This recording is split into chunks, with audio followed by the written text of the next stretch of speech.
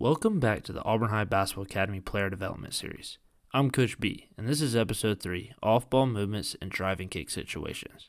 So far, in the first two episodes, we focused on spacing and blast cuts. Today, we shift our attention to what you should be doing when your teammate is attacking the paint. This episode is all about how to create space and generate open shots through smart off-ball movement during a driving kick. Let's start with the basic.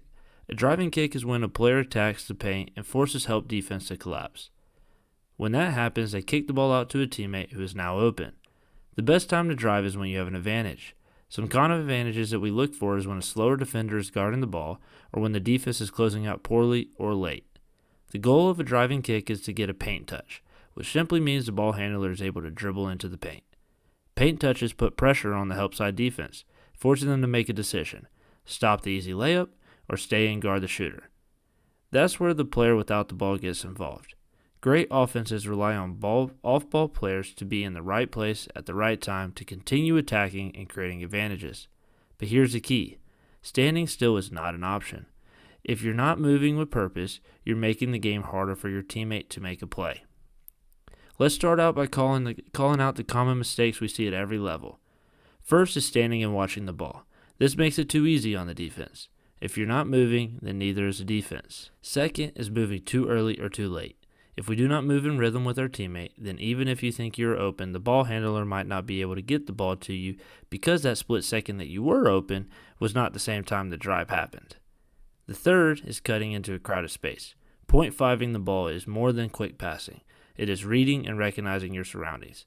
If there is someone in the corner, then don't cut to the corner. If the ball handler is driving, don't cut into his double gap.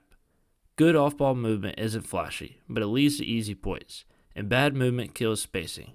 Let's walk through 4 central off-ball cuts we teach in our system. First up, the 45 or the Canada cut. Like always, the player with the ball is always looking to drive the double gap. When the one drives a double gap, the goal is to get into the paint. When the ball handler gets into the paint, they take the attention of the help side defense, defender 3 in this situation. Canada Cut's goal is to take advantage of lazy ball-watching defense.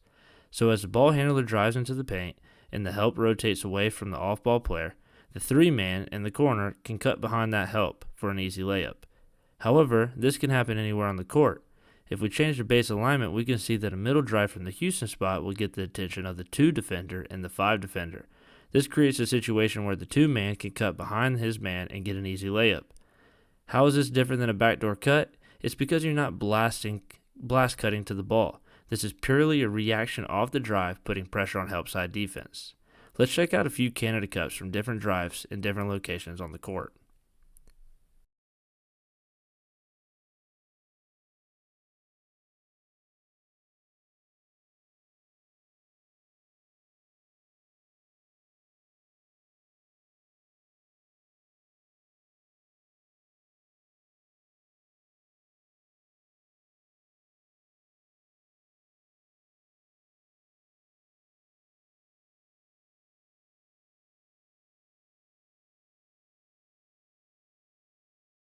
The next off-ball movement we need to cover is the drift cut. The drift is always from the Houston to the corner. If your teammate drives baseline and you're on the opposite Houston, you follow the drive and drift down to the corner. This gives the ball handler an outlet pass if they can't shoot or hit the dunker spot. Drifting to the corner forces the help defense to react to offside movement, often creating confusion and opening either a shot or a cut. This works because you widen the floor and keep defenders chasing.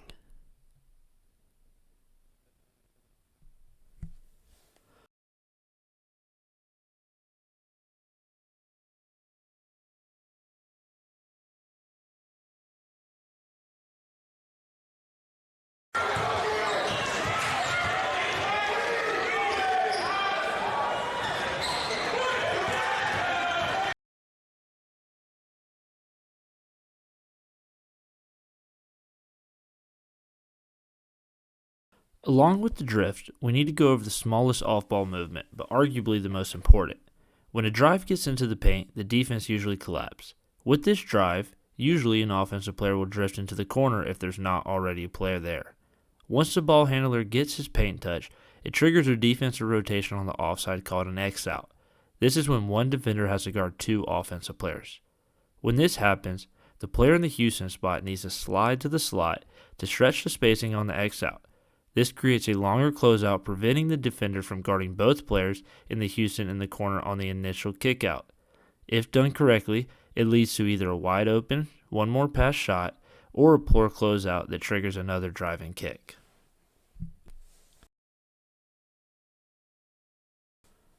The last cut we need to talk about is the shake. The shake will normally come from the corner to the Houston spot in response to a dry screen, but the spacing will vary. When the ball handler initiates a dry screen, he is looking to get into the paint to score or to hit the roll man.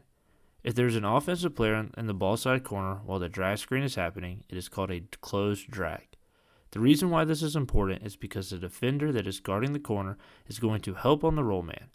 However, if the offensive player that is in the corner moves up to the Houston spot as the screen and roll is happening, it puts pressure on the help side defender.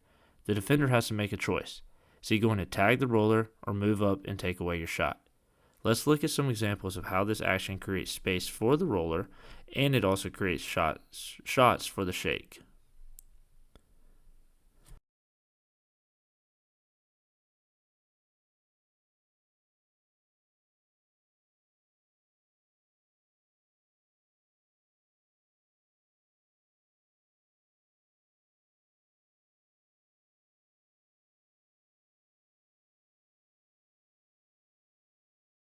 All four of these movements are about one thing: timing.